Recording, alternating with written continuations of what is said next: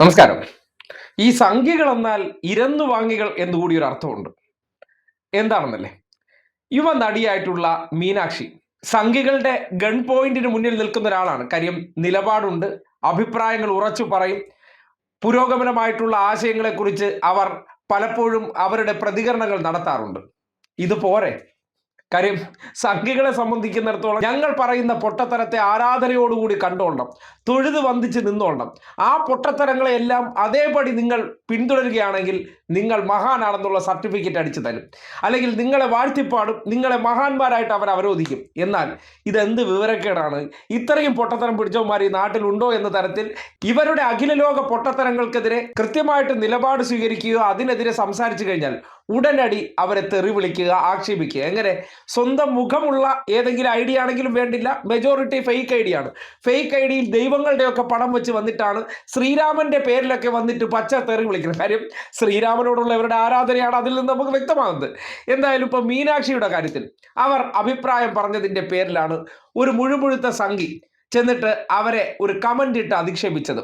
കഴുത എന്ന് വിളിച്ചുകൊണ്ടും വേലുക്കുട്ടി, KP വേലുക്കുട്ടി എന്ന് പേരുള്ള ഒരു മഹാനുഭാവനാണ്, ദേ കാണുന്ന കണ്ടില്ലേ, ഈ മഹാനുഭാവനാണ് കഴുത എന്ന് വിളിച്ച് ആക്ഷേപിച്ചത്.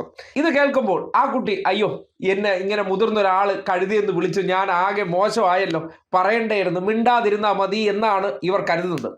പക്ഷേ പുതിയ പിള്ളേർ അങ്ങനെയല്ല. ആ കമന്റ് ചെയ്ത മഹാന്റെ കമന്റ് തന്നെ എടുത്ത് അവരുടെ ഒരു ഫോട്ടോയോടൊപ്പം തന്നെ ആ സ്ക്രീൻഷോട്ട് വെച്ചുകൊണ്ട് ഒരു മറുപടി കൊടുത്തിട്ടുണ്ട്.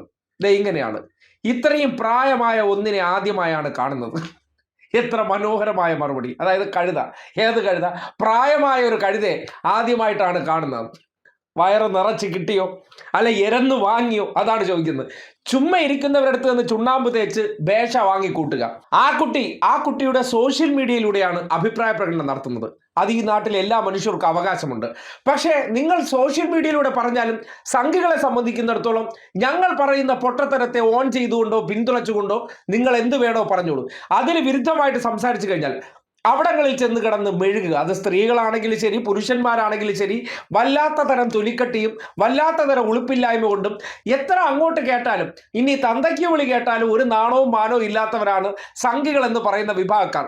അതുകൊണ്ടാണ് വേലുക്കുട്ടി എന്ന പേരിലുള്ള പ്രായമായ ഒരു മഹാൻ, അയാളുടെ കൊച്ചുമകളുടെ പ്രായമേ ഉള്ളൂ, കഴുതയെന്ന് അദ്ദേഹം വിളിച്ചപ്പോൾ ഇത്രയും പ്രായമുള്ള ഒരു കഴുതയെ ആദ്യമായിട്ടാണ് കാണുന്നതെന്ന് പറയുമ്പോൾ ആർക്കാണ് അതിൻ്റെ നാണക്കേട്? ഇത്രയും പ്രായമായതിനു ശേഷം കൊച്ചു പിള്ളേരുടെ വായിരിക്കുന്നത് വരെ കേൾക്കാൻ വേണ്ടി നടക്കുന്ന ഇമ്മാതിരി സംഘികളുടെയൊക്കെ ഒരു അവസ്ഥ നോക്കണേ.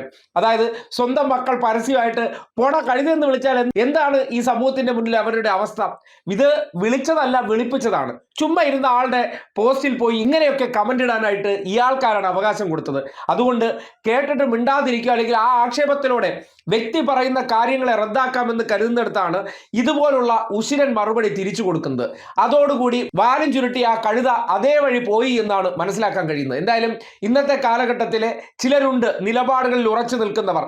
അത് പെൺകുട്ടികളാണെങ്കിലും ശരി, സിനിമാ മേഖലയിലുള്ള നടിമാരായിക്കോട്ടെ, അവതാരികരായിക്കോട്ടെ, അവരൊന്നും ഇത്തരം അധിക്ഷേപങ്ങൾ കേട്ടാൽ മിണ്ടാതിരിക്കുന്നവരല്ല, അതേ ഗ്രാവിറ്റിയിൽ മറുപടി കൊടുക്കുന്നവരാണെന്ന് മീനാക്ഷി തെളിയിച്ചിരിക്കുകയാണ്. അത് കിട്ടിയതിന് ശേഷം അതോടുകൂടി സംഘി ഓടിയ കണ്ടം വഴി ഇതുവരെ പുല്ലു കൊടുത്തിട്ടില്ല എന്നാണ് അറിയാൻ കഴിയുന്നത്.